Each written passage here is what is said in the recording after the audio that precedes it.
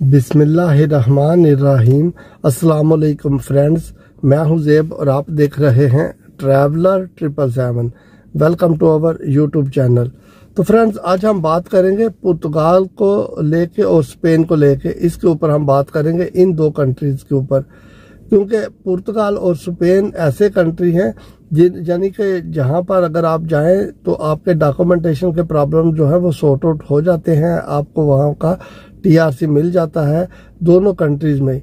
हाँ, इसमें कोई शक नहीं है कि स्पेन की निस्बत पुर्तगाल में थोड़ा जल्दी मिलता है, लेकिन आजकल क्योंकि आपको भी पता है कि जो हालात चल रहे हैं उनको अगर मद्देनजर रखते हुए हम बात करें तो इस वक्त आपको पता है कि पुर्तगाल में जो आर्टिकल 88 है और 89 है वो इस वक्त स्टॉप है।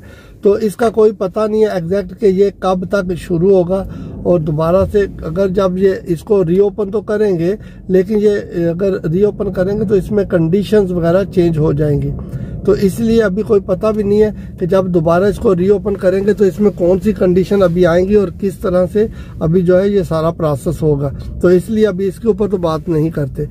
लेकिन स्पेन जो है वो आपके सामने है। इस वक्त स्पेन में ऑप्शन भी आपके पास खुले हैं, क्योंकि अगर आप स्पेन में जाते हैं तो स्पेन में जो है आप डॉक्यूमेंटेशन ले सकते हैं। आप वैसे तो इटली भी जा सकते हैं, लेकिन आज मैं सिर्फ बात स्पेन और पुर्तगाल के ऊपर ही कर रहा हूँ।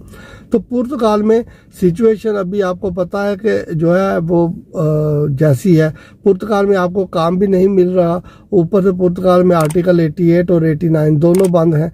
इसके अलावा जो है पुर्तगाल में अकोमोडेशन के भी प्रॉब्लम्स हैं, और अगर आपको काम मिल भी जाता है चले तगोदो कार के, तो भी आपकी अर्निंग जो है बहुत थोड़ी होती है। उसी के अगर अपोजिट देखें स्पेन को, तो स्पेन में ये है कि स्पेन में भी कोशिश तो आपने जिस भी कंट्री में जाना है आपने स्ट्रगलिंग करनी है। आप स्ट्रगलर हैं, क्योंकि इसलिए आपको स्ट्रगलर बोला जाता है कि आप नए हैं, किसी भी कंट्री में जाएंगे आपको लैंग्वेज बैरियर भी होगा, आपका रिलेशन भी लोगों से बिल्ड आपने करना है, आपको जॉब भी तलाश करनी है, उसके बाद जॉब के साथ साथ डॉक्यूमेंटेशन के प्रोसेस को भी चलाना है।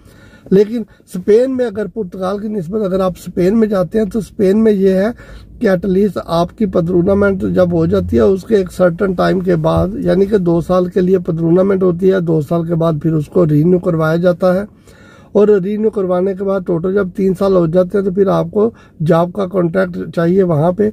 और अगर आप स्पेन में रहेंगे तो आपको स्पेनिश भी आ जाएगी और जॉब का कॉन्ट्रैक्ट किसी से परचेज करने के बजाय कहीं काम लग जाएंगे, यानी कि लोग अच्छे भी हैं वहाँ पर। तो आपको ये होगा कि आपको कोई बंदा कॉन्ट्रैक्ट ऑफर कर देगा, या वो ही बंदा जिसके पास आप काम कर रहे हैं, लाइक कोई अगर चिकन शॉप है, कोई डोनर कबाब वगैरह है, या मोबाइल शॉप है, तो शायद वो बंदा आपके साथ तावन करे और आपको कॉन्ट्रैक्ट दे दे, तो फिर आपका काम भी इजी हो जाएगा। और आप एक यानी कि प्रोसेस से गुजरने के बाद आप अपना टीआरसी वहां पर अप्लाई कर सकते हैं स्पेन में। अर्निंग भी स्पेन में आपकी जो है पुर्तगाल की निस्बत बेहतर अर्निंग होगी। तो इसलिए मैंने आपको बोला कि अभी आप पुर्तगाल के लिए बैठ के टाइम वेस्ट ना करें, इतना वेट ना करें कि आप ये समझते रहें कि पुर्तगाल में जाएंगे इमिग्रेशन ओपन होगी।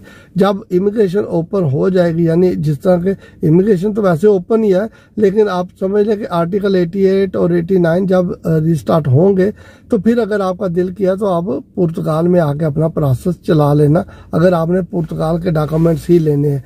लेकिन उसकी निस्बत क्योंकि जो स्पेन है वहां पे अगर आप रहेंगे तो अर्निंग भी अच्छी होगी, आपके पेपर भी मिल जाएंगे। चले लेट्स सपोज कि अगर 2 साल या 3 साल या 4 साल नहीं, ये फॉर एग्जांपल अगर रीस्टार्ट करते अपने प्रोसेस को, तो फिर आप क्या करेंगे? आप अपना टाइम वेस्ट करेंगे।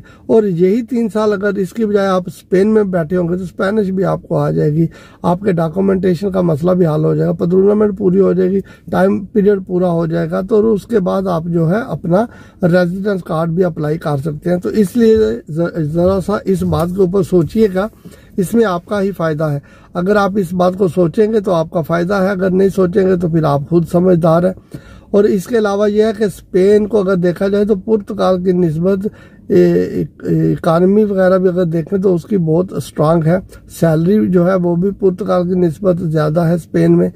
तो बाकी एक अच्छा कंट्री है, बड़ा कंट्री है। स्पेन का नाम भी आपको पता है कि शेंजन में एक अच्छे तरीके से लिया जाता है। उसकी वजह ये है कि स्पेन एक स्ट्रांग कंट्री है। तो बाकी आप अपनी फैमिली को भी फिर वहां लाएं। अगर आपने कोई काम या बिजनेस स्टार्ट करना है लीगलाइजेशन होने के बाद, तो फिर आप वो भी कर सकते हैं। तो इसलिए बात सिर्फ करने का मकसद ये है, अगर मैं वीडियो को लंबा तो नहीं बना रहा, बात करने का मकसद ये है कि एटलीस्ट आपके मसले मसाइल जो है वो ठीक हो जाने चाहिए।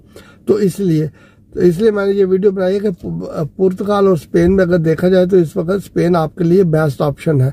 नो डाउट के पुर्तगाल भी अच्छा है, कंट्री है, पुर्तगाल एक ज़बरदस्त कंट्री है, लेकिन आप अपना टाइम वेस्ट ना करें, आप अपने डॉक्यूमेंट्स बनवाएं, जिस तरह भी आपने कोशिश करनी है वो बन जाए। तो फिर उसके बाद आप अल्लाह खैर सलाह आप अपने घर जाएं, फैमिली को मिले, विजिट करें, वापस आए, बाद में उनकी भी इमिग्रेशन करवा लें। तो इसलिए फ्रेंड्स, अगर ये वीडियो आपको अच्छी लगे तो चैनल को सब्सक्राइब कीजिएगा, वीडियो को लाइक और शेयर कीजिएगा। स्टे ट्यून, फिर मिलते हैं किसी नई वीडियो में। टेक केयर, अल्लाह हाफिज।